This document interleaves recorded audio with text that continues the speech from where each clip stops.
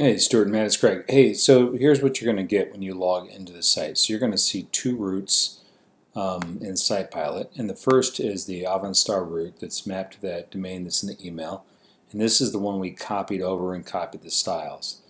And then from there, we basically created a development route, pulled over all the content that was in navigation and the homepage content, and then sort of flattened it all out and put it back together. And then we upgraded and fixed a number of things. So you'll see we're running at version 85.27 now. So there are a few enhancements to support the tab features and things that you guys were looking for. So those were good things.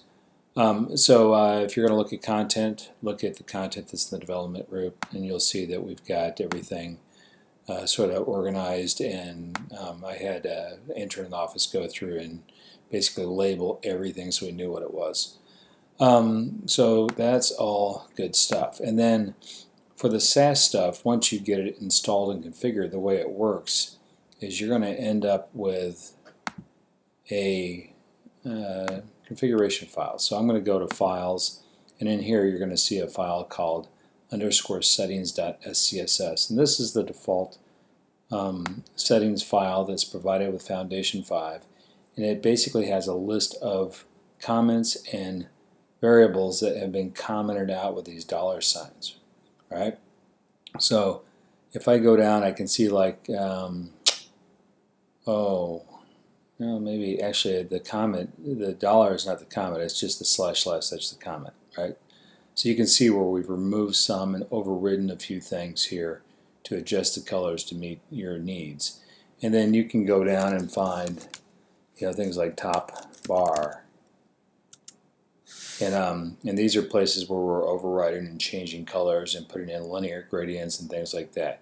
Now what's great about Foundation 5 is if you go to their site and you're looking at any of the features under documentation, when you get into things like top bar, I don't know if I can find it. Let's just go, here we go, top bar. So they not only document the feature, but at the bottom of all their documentation, they include all the SCSS variables and comments on what they are and how to use them.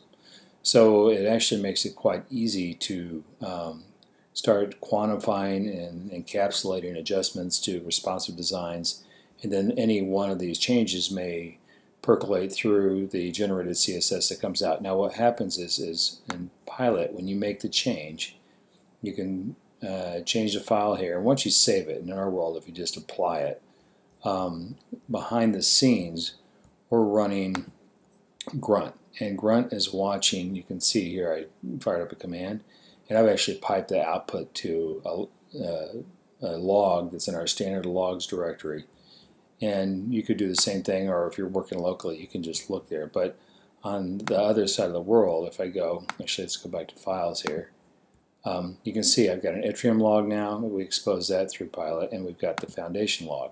So this is set up in verbose mode. It's sort of cryptic, but if there's ever an error or a problem with your SCSS style sheet, you'll see a big fat error here. If it's good at the end, you see done without errors.